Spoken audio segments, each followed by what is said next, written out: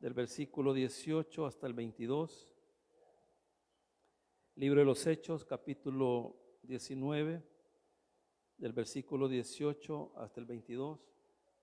Hemos titulado la enseñanza de esta mañana, el poder de la palabra en Éfeso. El poder de la palabra en Éfeso. Así hemos titulado la enseñanza de esta mañana. Si quiere, quédese sentadito, hermanos, sentaditos. Quédense sentaditos, es mejor sentaditos. Sentaditos, hermanos, ahí. Bueno, oramos. Bueno, leemos la palabra del Señor primero. Dice la palabra en el versículo 18 del capítulo 19. Y muchos de los que habían creído venían confesando y dando cuenta de sus hechos. Asimismo, muchos de los que habían practicado la magia trajeron los libros y los quemaron delante de todos. Y hecha la cuenta de su precio, hallaron que era 50,000 piezas de plata. Así crecía y prevalecía poderosamente la palabra del Señor. Pasada estas cosas, Pablo se propuso en espíritu ir a Jerusalén, después de recorrer Macedonia y Acaya, diciendo: después de que haya estado ahí, me será necesario ver también a Roma.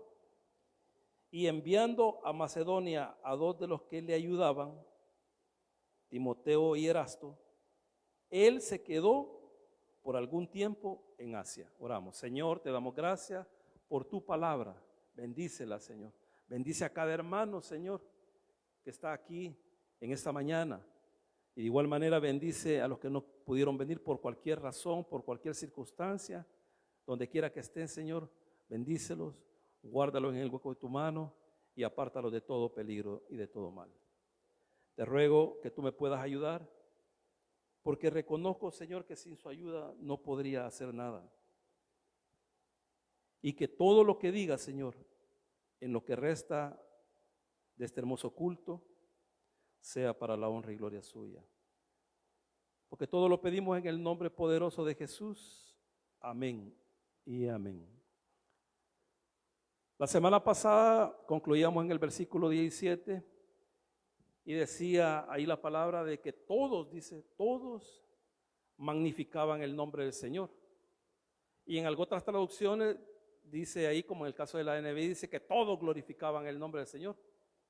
En el lenguaje actual dice que todos respetaban el nombre del Señor. Pero aparte de eso, dice de que cayó temor en todos los que vivían en la región de Asia, dice la palabra.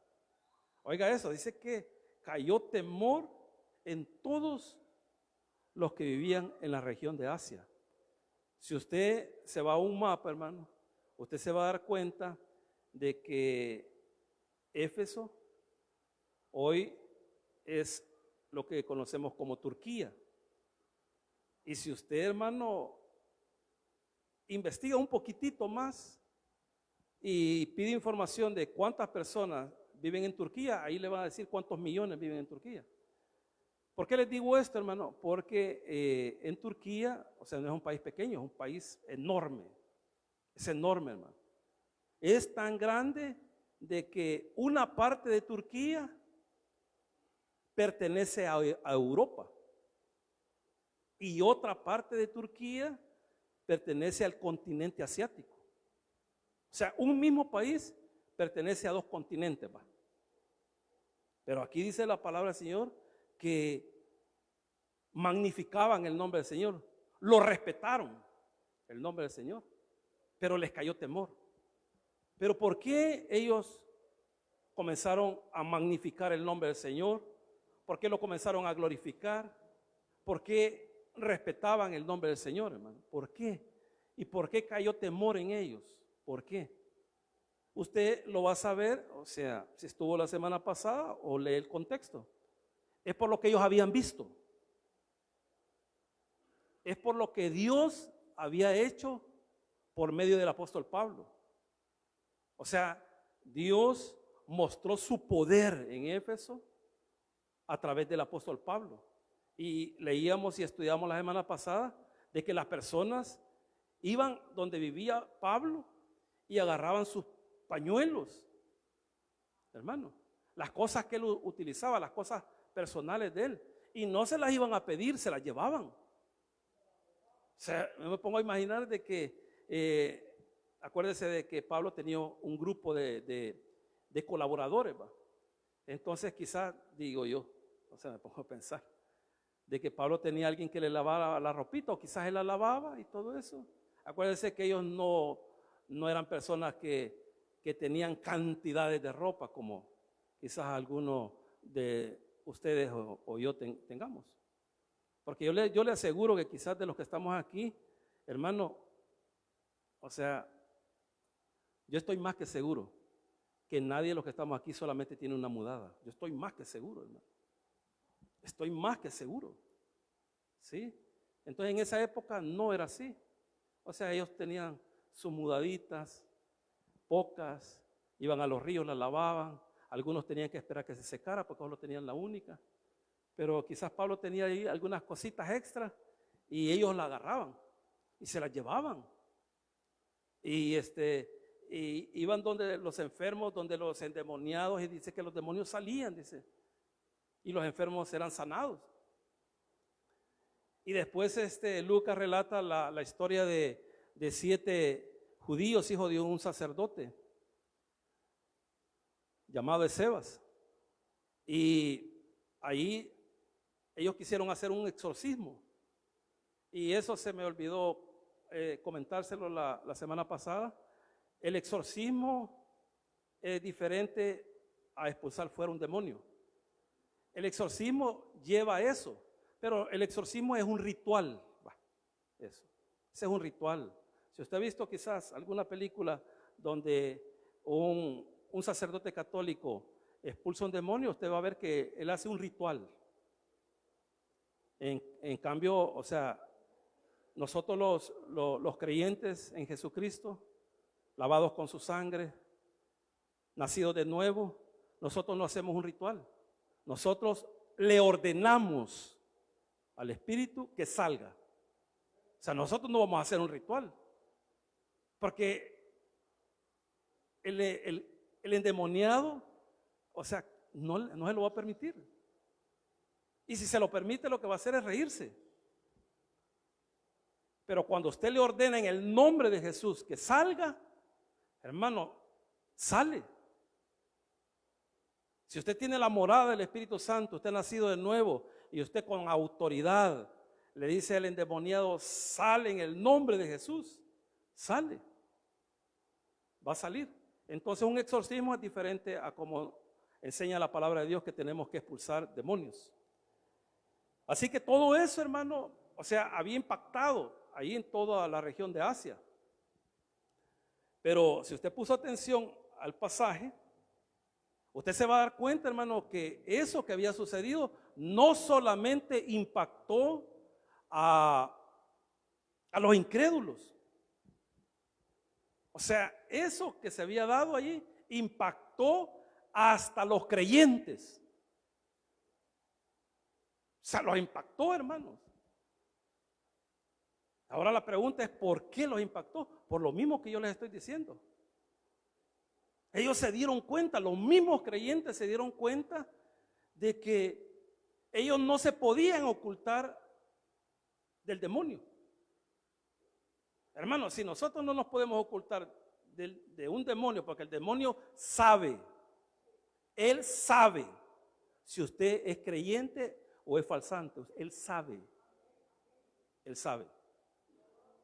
Y si un demonio sabe eso, mucho más nuestro Dios, hermano. Entonces ellos, hermano, pusieron sus barbas en remojo. O sea, ellos se dieron cuenta de que podía darse una situación de esa índole y ellos iban a salir humillados. O sea, eso les dio temor a ellos, hermano. Pero gloria a Dios por eso, hermano, porque acuérdense que iban haciendo la iglesia de Éfeso y de un solo, hermano, de un solo, el Señor comienza a purificarla. Él la comienza a purificar. Por eso dice el versículo 18, y muchos, oiga cómo dice, y muchos de los que habían creído venían confesando y dando cuenta de sus hechos. Mire qué tremendo eso, hermano. O sea, ellos, hermano, se dieron cuenta de la situación que estaban pasando y dijeron, mejor vamos y nos ponemos a cuenta. Pero dice una traducción que ellos lo hacían públicamente. Tremendo, hermano, ese impacto de la palabra de Dios ahí, hermano, increíble. Yo les decía de que las señales siguen al mensaje del evangelio. O sea, donde hay un mensaje del evangelio, donde la palabra es predicada, hermano, de una manera fiel a lo que dice la escritura, van a haber manifestaciones, hermano. Van a haber señales. Van a haber señales, hermano. Porque ese es el resultado del anuncio del evangelio. Ese es el resultado. Entonces a ellos les impactó tanto, hermano, que se dieron cuenta y dijeron, mejor confesamos lo que estamos haciendo, porque nos encontramos a un endemoniado y no va a ser papilla ahí. El endemoniado había golpeado a 7 hombres y los había mandado desnudos para su casa. ¿Pero por qué, hermano? Porque el demonio sabía de que esas personas, hermano, no tenían nada que ver. No tenían nada que ver, hermano. Con el cristianismo no tenían nada que ver. El endemoniado él lo sabía, estaba claro en eso, hermano. Entonces esto nos deja una gran enseñanza, hermano. Que nosotros tenemos que poner también la barba en remojo. Sí, hermano. Porque usted se tiene que hacer la pregunta. Yo me tengo que hacer la pregunta.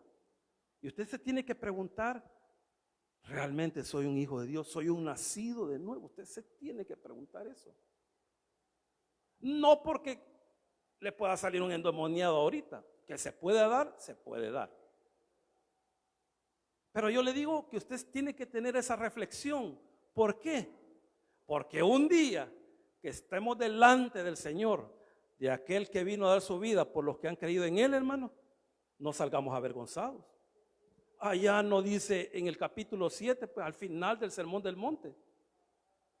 Y dice el Señor claramente, y muchos me dirán, Señor, Señor. Oiga, no dice pocos, y muchos me dirán, Señor, Señor.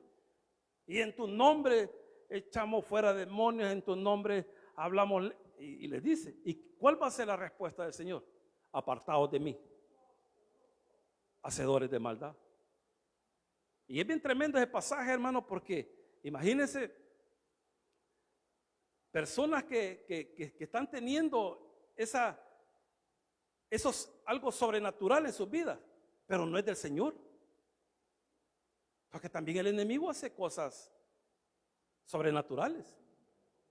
Entonces, hermano, este pasaje nos deja una gran enseñanza. Les voy a leer este versículo en el lenguaje actual. Dice, muchos de los que habían creído en Jesús le contaban a la gente todo lo malo que antes habían hecho. Aquí el pasaje está en pasado, como si las personas estaban contando lo que habían hecho en el pasado. Esa es una cosa. Y otra cosa es contar lo que se está haciendo en el presente. Esa es otra cosa. Pero lo increíble, hermano, es de que ellos venían delante de las personas y decían, yo he hecho esto, esto, esto y esto. Hermano, y como le digo, esto fue un resultado de la poderosa palabra de Dios por las señales que se estaban dando a través del apóstol Pablo, pero hubo una purificación y un genuino arrepentimiento en las personas. ¿Por qué les digo esto? Porque oiga lo que dice el versículo 19. Asimismo muchos, algunos comentaristas de la palabra del Señor creen que estos muchos no son creyentes. Pero si usted respeta, hermano, el contexto del pasaje, es obvio que ellos son creyentes. Porque el 18 ha dicho ahí que venían confesando los que habían creído. Entonces dice el 19, asimismo muchos de los que habían practicado la magia trajeron los libros y los quemaron delante de todos. Hermano, la gente quizás ni sabía. Y ellos llegaban con sus libros. Y ellos decían, hermanos, les queremos confesar de que yo todavía practico, yo todavía leo los libros de hechicería. Y llegaban y lo confesaban. O sea, era algo tremendo, hermano. Era algo que la palabra había impactado, hermano, a la iglesia de Éfeso. Y por eso, hermano, usted puede ver en la palabra de Dios que la iglesia de Éfeso fue una de las iglesias con una maduración tremenda. Hermano, Pablo estuvo ahí más de 3 años trabajando con ellos. Aquí en lo que hemos leído ya van más de 2 años y meses. Entonces, hermano, la iglesia creció. Cuando nosotros andamos delante bien del Señor, hermano, nuestras vidas van a crecer, espiritualmente hablando. Va a crecer, hermano, va a crecer. Pero si nosotros no andamos delante del Señor bien, hermano, o sea, nuestro crecimiento va a ser mínimo. Aquí puede ver de que ellos tuvieron un genuino arrepentimiento. Dice ahí el versículo 19, voy a leer 18 y 19 todo para que usted agarre toda la idea. Dice 18 en el lenguaje actual, muchos de los que habían creído en Jesús le contaban a la gente todo lo malo que antes habían hecho. Otros también que habían creído,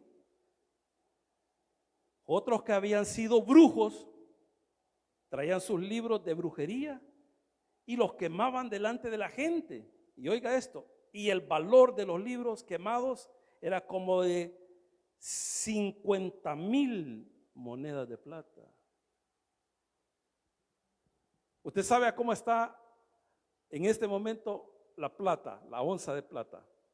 ¿Sabe cuánto está? Yo fui a investigar. Ahorita, hermano, está a $18. Usted lo único que tiene que hacer es multiplicarlo por 50,000. Por 50,000. Y ahí le va a dar el resultado. Pero ese es ahorita. Hay un chinito que está diciendo en este momento de que lo más donde podemos invertir es comprando plata. Porque ahorita está 18. Hasta 18. Pero dice él, o sea, él ha hecho un estudio, tiene libros y todo eso. Él dice de que dentro de 5 o 6 años va a valer 50 veces más de lo que hoy vale. Así que él está diciéndole a las personas que si quieren invertir, que lo hagan eso. Que con toda seguridad más adelante, o sea, eso les va a llevar a una buena ganancia. Pero ¿qué les quiero decir, hermano? Si usted hace la cuenta 18 por 50,000, usted se va a dar cuenta que casi es $1,000,000. O sea que era una cantidad exagerada, hermano. Usted por eso va a entender cuando Pablo escribe a la iglesia de Éfeso. Y cuando Pablo le dice en el capítulo 6 de la carta a los Efesios, de que se vistan con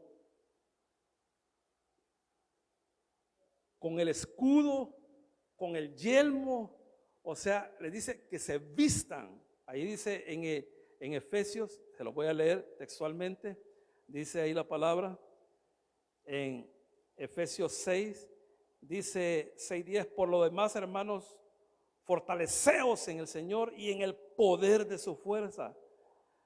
Vestíos de toda la armadura de Dios para que podáis estar firmes contra las acechanzas del diablo. Oiga lo que le está diciendo.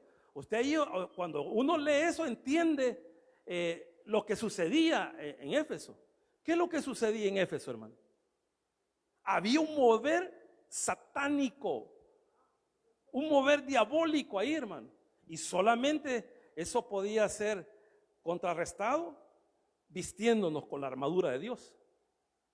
Era la única manera, hermano. Usted sabe que hay lugares, hermano. Mis hermanos no me van a dejar mentir. Esta última vez que fuimos a Guatemala, en Guatemala, hermano, hay lugares que no llega nadie, porque hay un mover de brujería tremendo, hermano. Usted sabe que aquí en el país hay lugares específicos donde usted sabe de que ahí hay brujería. Entonces, eso es lo que sucedía en Éfeso. Por eso el escritor de la carta a los Efesios les está diciendo ahí que estén firmes sobre las acechanzas del diablo, pero que se vistan de toda la armadura. O sea, le está diciendo protéjanse. Y la única manera de protegerse es a través, hermano, del Espíritu Santo, a través del poder del Espíritu. Entonces eso es lo que sucedía en Éfeso. Pero dice ahí la palabra del Señor en el libro de los Hechos, de que ellos vendieron, hermano. Ellos llegaron y confesaron y dijeron, nosotros continuamos en esto. Nosotros seguimos haciendo eso. Dice que confesaron todas sus maldades. Así lo dice la palabra del Señor. Entonces dice aquí la palabra de que el precio era 50,000 monedas de plata. Pero lo que resalta el pasaje es el genuino arrepentimiento, hermano. Usted sabe de que quizás la mayoría que estamos aquí, espero que todos, o sea que nunca quizás hayamos visitado algún centro de brujería, al menos ya después de ser creyente, ¿va? Antes no sé, antes no lo sé, pero eso esperaría de que nosotros ya no andemos en esas prácticas. Pero usted sabe de que en el cristianismo no solamente es esa práctica donde el enemigo nos va a atacar. Hermano, le voy a decir esto. Yo estoy segurísimo, estoy seguro de que este aparatito es de mucha bendición, yo lo sé.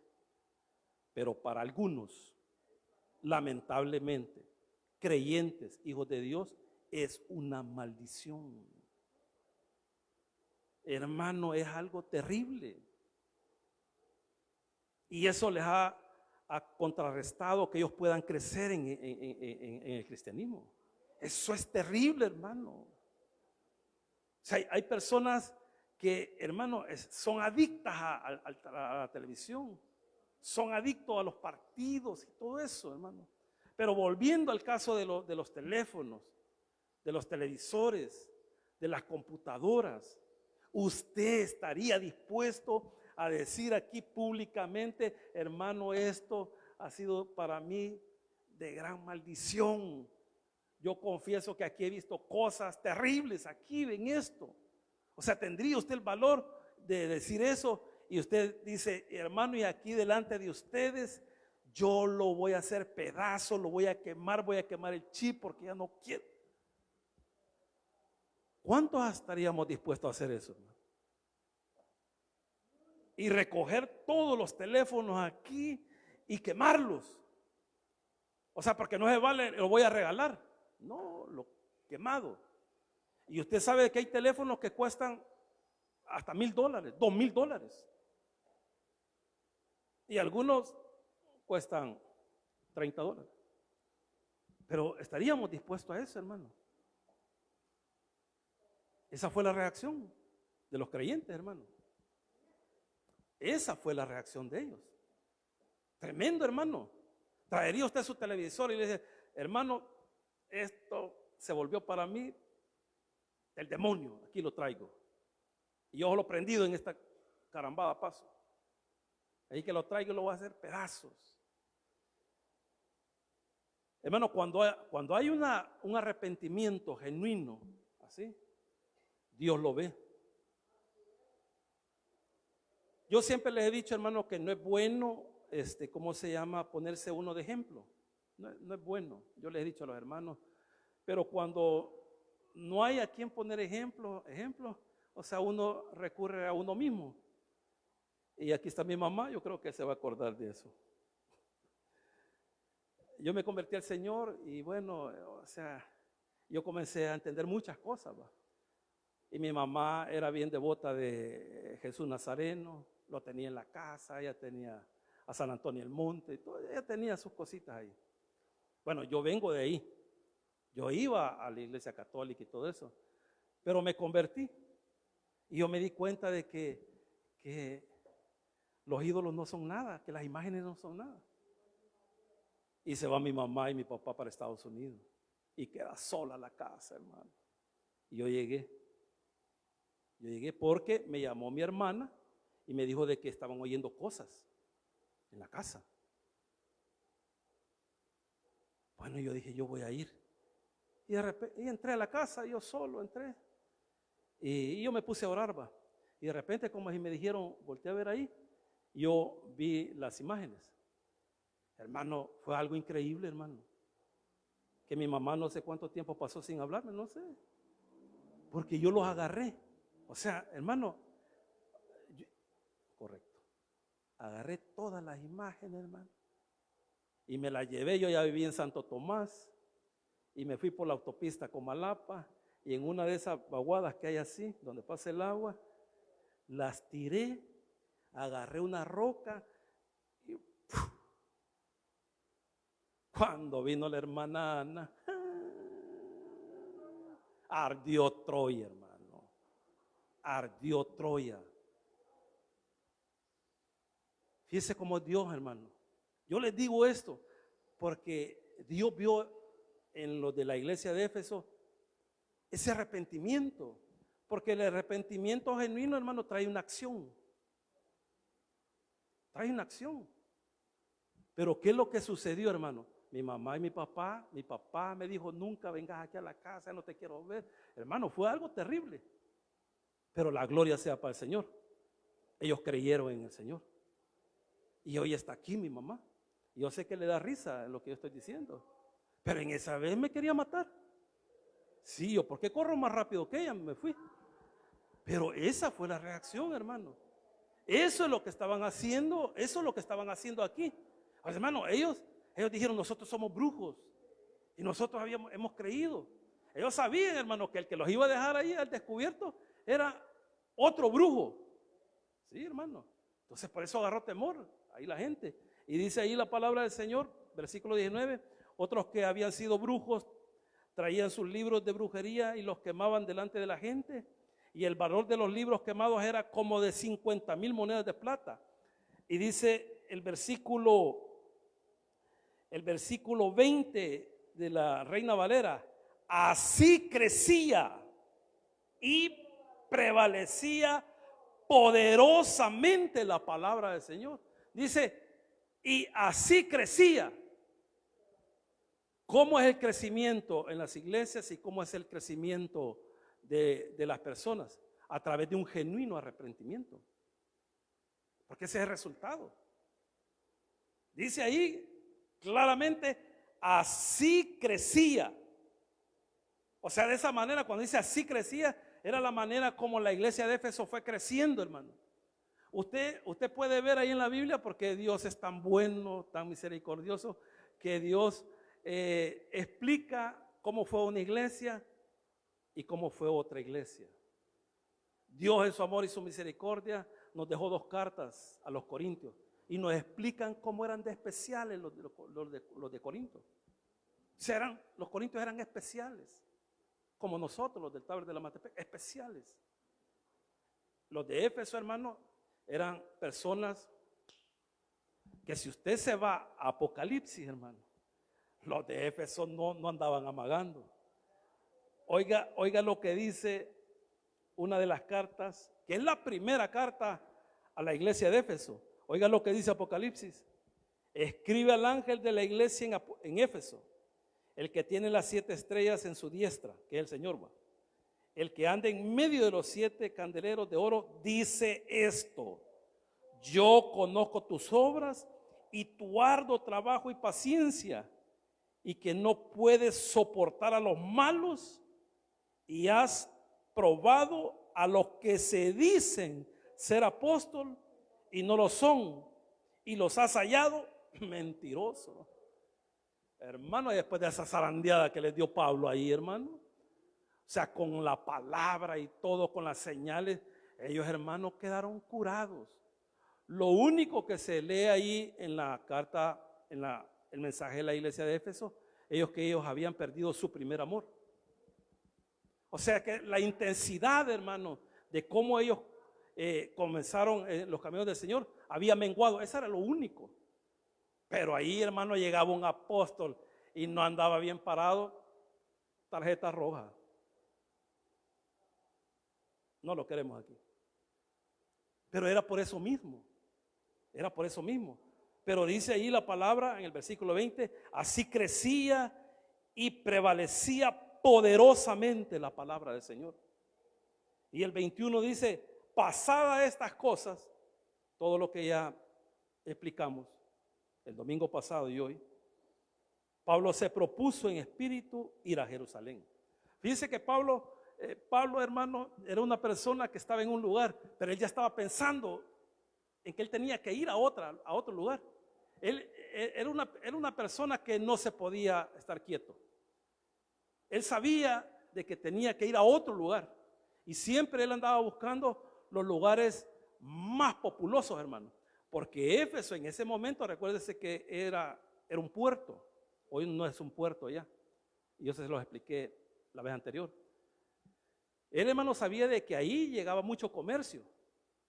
Y ahí él conoció a personas ahí que fueron sus discípulos, y esas personas se fueron a otros lugares donde ellos habían nacido, y ellos llevaron el evangelio y establecieron obras, como en el caso de Epafrodito. Hermano, él es el que fundó la iglesia de Colosa, pero conoció a Pablo. Entonces Epafrodito se fue a Colosa y él estableció la iglesia ahí en Colosa. No fue Pablo. Pero Pablo sabía, hermanos, que de ahí iba a salir el mensaje. Pero su mirada, hermano, estaba puesto en dos lugares. Aquí su pensamiento, él estaba trabajando en Éfeso, pero su pensamiento estaba en Roma. En Roma, ahí estaba, hermano. ¿Por qué Roma? Porque era la capital del imperio. Hermano, si ahí en Éfeso había multitud de gente, llegar a Roma con el mensaje era para que el mensaje saliera disparado para todos los lugares. Y Pablo lo sabía. Y por eso allí en la carta a los romanos, Pablo les dice claramente que él va a ir ahí y que él va a compartir con ellos. Y después les dice, después de compartir, ahí me echan la manita porque quiero ir a España.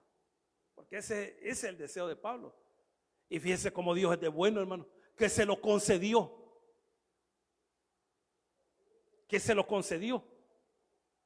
Pero no como él quería. Porque sí fue a Roma, pero ¿cómo fue? Preso. Una cosa es ir a Estados Unidos en un vuelo directo y otra cosa es ir a Estados Unidos preso. Son cosas diferentes. Entonces Pablo fue y ahí estuvo encarcelado 2 años. Ahí lo dice el libro de los Hechos al final. Pero él fue. Y algunos creen y aseguran que también fue a España. Pero esos eran los planes de Pablo. Y dice ahí la palabra del Señor, versículo 21. Pasado estas cosas, Pablo se propuso en espíritu ir a Jerusalén.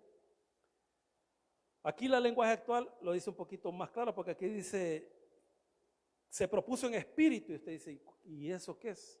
O sea, que él estaba pensando en ir allá. Dice, la lenguaje actual dice, después de todo eso, Pablo decidió ir a la ciudad de Jerusalén, pasando por las regiones de Macedonia y Acaya.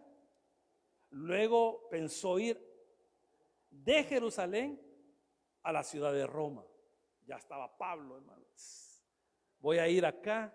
Pero dice que antes de ir a Jerusalén, él quería pasar a Macedonia y Acaya. Macedonia es donde están las iglesias de Filipo, Tesalónica y Berea. Esas son las regiones de Macedonia. Y las de Acaya son las iglesias de Corintios y las iglesias de Creta. De Creta. Perdón, Cencrea, de ahí son las de Acaya. Pero dice aquí la palabra del Señor, pasadas estas cosas, Pablo se propuso en espíritu ir a Jerusalén después de recorrer Macedonia y Acaya, diciendo, después de que haya estado allí, porque su deseo es estar en Macedonia y Acaya, me será necesario ver también Roma. Y oiga el 22, y enviando a Macedonia a 2 de los que le ayudaban, Timoteo y Erasto, él se quedó por algún tiempo en Asia. Mira, interesante, hermano. Pablo estaba ahí, Éfeso se volvió un centro de operaciones de Pablo, él viajaba para todos lados ahí en la región de Asia, pero él quería ir a esos lugares y dijo, bueno, ahorita no puedo ir, pero voy a mandar ¿a quién? A Timoteo y a Erasto. ¿Y de dónde apareció este Erasto, hermano? Pablo tenía esa habilidad, hermano, de que él, cuando las personas creían, comenzaba a discipularla. Y cuando él veía, hermano, que era una persona que sí iba a despuntar, hermano, o sea, ya le comenzaba a dar responsabilidades. Porque hoy ya no es Silas, porque Silas era compañero de Timoteo y de Pablo. Ahora ya apareció Erasto. Y Erasto está ahí y le dan una encomienda de ir de supervisor. Porque a eso van, hermano. A supervisar cómo están las iglesias de Macedonia y Acaya. Porque esa era otra de las cosas de Pablo. Pablo siempre andaba pendiente de las iglesias que él había establecido. Y si él no podía ir, él iba, él mandaba a otras personas. Y él mandaba. Y el propósito aquí de ir a Jerusalén, usted lo puede encontrar en otras cartas, como el caso de las cartas de Primera de Corintios, usted lo puede encontrar ahí en las cartas a los romanos. Y el propósito de Pablo de ir a Jerusalén es para ir a dejar una ofrenda. Él es una ofrenda, es una recolecta que él está haciendo porque allá en Jerusalén los hermanos de Jerusalén están pasando una gran necesidad. Entonces Pablo a las iglesias que él había fundado, él les dijo, nuestros hermanos en Jerusalén están pasando necesidad. Así que hermanos, a recoger una ofrenda. Y usted va a entender el capítulo 9 de 2 de Corintios, donde dice que cada uno dé como propuso en su corazón. Y dice, aparten cada domingo algo, preparen algo ahí, para que cuando yo llegue, dice, ya no tengamos que recoger nada. Hermanos, las iglesias lo comenzaron a hacer. Y cuando Pablo llegó, hermanos, él llegó no él solo, llegó a recoger las ofrendas. Y era tan grande la ofrenda, hermano, que él tuvo que ser acompañado por como 6 hermanos. Porque era peligroso llevar una gran cantidad de dinero a otro lugar. Entonces, esto es increíble, hermano, porque Pablo está pensando en esto, mire, hermano. Él está pensando en predicar la palabra.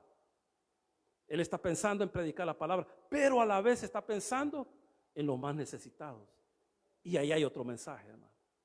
Nosotros no nos olvidemos, hermano, de compartir las buenas nuevas con las personas que no conocen. No nos olvidemos, pero también no nos olvidemos, hermano, que hay hermanos que también están necesitados. No lo olvidemos, hermano. No lo olvidemos. Porque hay hermanos necesitados dentro de la iglesia. Y lo hay, entonces tenemos que ayudarles también. Y cuando esos hermanos salgan de esa necesidad, ellos también tienen que ayudar a otros. Y esto así es, hermano. Entonces, hermano, en lo que hemos leído, encontramos 2 enseñanzas muy interesantes. Muy interesantes. Lo primero, hermano, que solamente habiendo un cambio en nuestras vidas, un genuino arrepentimiento, hermano, es como nosotros vamos a ir creciendo espiritualmente. Y lo segundo es, hermano, que no nos olvidemos de predicar las buenas nuevas de salvación. Pero también no nos olvidemos de que hay hermanos que también pasan necesidades. Démosle un fuerte aplauso al Señor, hermano. Oramos, Señor, te damos gracias por tu amor y tu misericordia. Gracias, Señor, por tu palabra, Señor. Porque tu palabra, Señor, tiene poder. Tiene poder, Señor. Y ese poder fue manifestado ahí en la región de Asia, a tal punto de que tu palabra, Señor, impactó la vida de los que no creían, pero también impactó en la vida de los que creían, a tal punto que ellos comenzaron a confesar las cosas que no estaban haciendo bien. Y dice tu palabra que crecía tu palabra, prevalecía poderosamente, porque había habido un arrepentimiento genuino entre los que habían creído, porque ellos se habían dado cuenta que estaban haciendo las cosas que no eran de tu agrado. Y así en esta actitud de oración también a los que nos están viendo a través de las redes sociales, para ustedes la enseñanza. Y la enseñanza es de que se arrepienta de sus pecados, que tenga un encuentro con Jesús, el Hijo de Dios. Y si usted se arrepiente de sus pecados y los confiesa, Él es fiel y justo para perdonarlo y limpiarlo de toda maldad. Así que lo animamos en esta mañana para que usted pueda recibirlo como su Señor y Salvador. Yo voy a hacer una breve oración, esperando de que usted, donde quiera que esté, pueda hacer esta oración, hacerla de todo corazón y recibir al Hijo de Dios. Repita conmigo: Señor Jesús, yo te recibo hoy como mi único y suficiente Salvador personal. Creo que eres Dios, que moriste por mí en la cruz del Calvario. Perdona todos mis pecados. Me arrepiento. Salva mi alma hoy, para que cuando yo muera pueda estar contigo. Porque te lo pido en el nombre de Jesús, tu Hijo amado. Amén y amén. Démosle un fuerte aplauso al Señor. Que el Señor les bendiga.